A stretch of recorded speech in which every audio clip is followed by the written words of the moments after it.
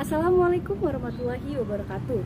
Perkenalkan, nama saya Nuraini Ordelia, NPM 22111000345. Saya dari Fakultas Tarbiyah dan Keguruan, Program Studi Pendidikan Guru Madrasah Ibtidaiyah. Di sini saya akan menjelaskan materi tentang pengertian studi Al-Quran atau yang bisa kita kenal dengan Ulumul Quran.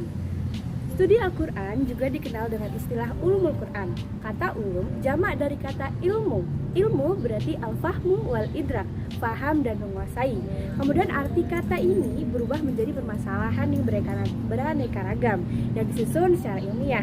Jadi, yang dimaksud dengan Ulumul Quran atau studi Quran ialah ilmu yang membahas masalah-masalah yang berhubungan dengan Al-Quran, dari segi asbabun nuzul, sebab-sebab turunnya Al-Quran, pengumpulan, dan penertiban Al-Quran. Pengetahuan tentang surah-surah Mekah dan Madinah terkadang ilmu ini dinamakan juga usul tafsir, dasar-dasar tafsir, karena yang dibahas berkaitan dengan beberapa masalah yang harus diketahui oleh seorang mufasir sebagai sandaran dalam menafsirkan Quran. Definisi Ulumul Quran atau studi Al-Quran menurut ulama. Yang pertama adalah menurut Al-Azhani, beberapa pembahasan yang berhubungan dengan Al-Quran dari segi turunnya, urutannya, pengumpulannya, penyusunannya, bacaannya, penafsirannya, dan kemujizatannya. Nasih dan mansukh, penolakan terhadap hal-hal yang bisa menimbulkan keraguan terhadapnya, dan sebagainya. Kemudian ada pendapat dari Mana Al-Qatana yang mendefinisikan sebagai berikut. Ilmu yang membahas hal-hal yang berhubungan dengan Al-Quran dari segi pengetahuan tentang sebab-sebab turunnya Al-Quran, pengumpulan dan urutannya, pengetahuan tentang maki dan madani, nasih dan mansukh, muhkam dan mutasyabih, dan hal-hal lain yang ada hubungannya dengan Al-Quran.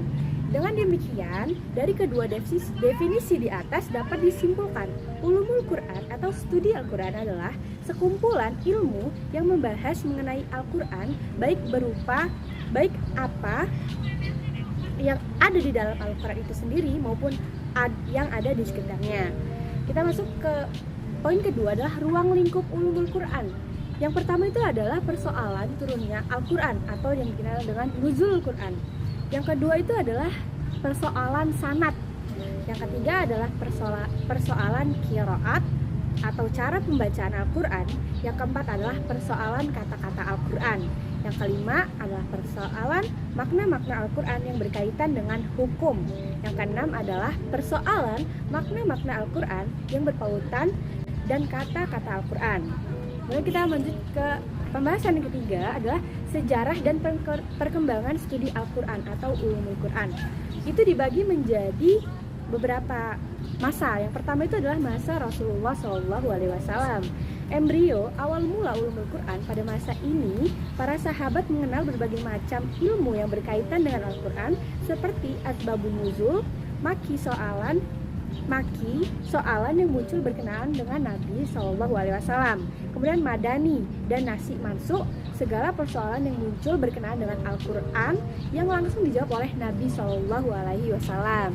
Yang kemudian adalah masa Khalifah Rasyidin.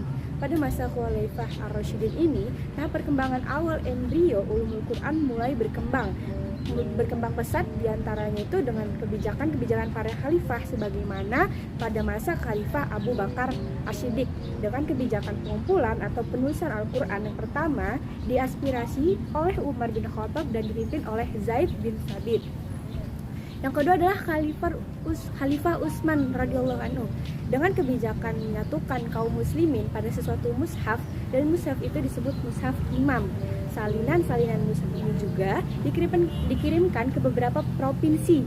Penulisan mushaf tersebut dinamakan Ar-Rasmul Utsmani, yaitu dinisbahkan kepada sahabat Utsman, dan ini dianggap sebagai permulaan dari ilmu resmi Al-Quran. Kemudian masa Khalifah Ali radhiyallahu anhu dengan kebijakan perintahnya kepada Abu Aswad Ad-Du'ali meletakkan kaidah-kaidah nahwu, cara pengucapan yang tepat, dan buku, dan memberikan ketentuan harakat pada Al-Quran. Ini juga disebut sebagai permulaan ilmu Iradil Quran. Kemudian yang ketiga adalah masa sahabat dan tabi'in. para sahabat senantiasa melanjutkan usaha mereka dalam menyampaikan makna Al-Quran dan penafsirannya. Ayat-ayat yang berbeda di antara mereka sesuai dengan kemampuan mereka yang berbeda-beda dalam memahami dan karena adanya perbedaan lama dan tidaknya mereka hidup bersama Rasulullah SAW. Hal ini diteruskan oleh murid-murid mereka, yaitu para tabi'in. Nah, keempat adalah masa pembukuan atau tadwin. Perkembangan selanjutnya dalam ulumul Quran adalah masa pembukuan yang juga melewati beberapa perkembangan sebagai berikut. Yang pertama adalah pembukuan tafsir Al-Quran menurut riwayat dan hadis sahabat dan tabi'in. Yang kedua adalah pembukuan tafsir berdasarkan susunan ayat. Yang ketiga adalah munculnya pembahasan cabang-cabang ulumul Quran selain tafsir. Kemudian yang kelima adalah masa kontemporer. Apa sih masa kontemporer itu? Sebagaimana pada periode sebelumnya, perkembangan ulumul Quran pada masa kontemporer ini juga berlanjut seputar penulisan sebuah metode atau cabang ilmu Al-Quran secara khusus dan terpisah. Sebagaimana ada pula yang kembali menyusun atau menyatukan cabang-cabang ulumul Quran dalam kitab tersendiri dan penulisan yang lebih sederhana dari sistematis dari kitab-kitab klasik terdahulu. Kemudian poin yang terakhir adalah urgensi ulumul Quran. Itu ada berbagai macam. Yang pertama itu adalah khususnya itu agar kita mempelajari Al-Quran itu agar dapat memahami kalam-kalam Allah Azza wa Jalla sejalan dengan keterangan yang dikutip oleh para sahabat dan para interpretasi mereka terhadap Al-Quran. Yang kedua adalah untuk mengetahui cara dan gaya yang digunakan oleh dalam menafsirkan Al-Quran bagi para musafir. Yang ketiga adalah agar mengetahui persyaratan-persyaratan dalam menafsirkan Al-Quran.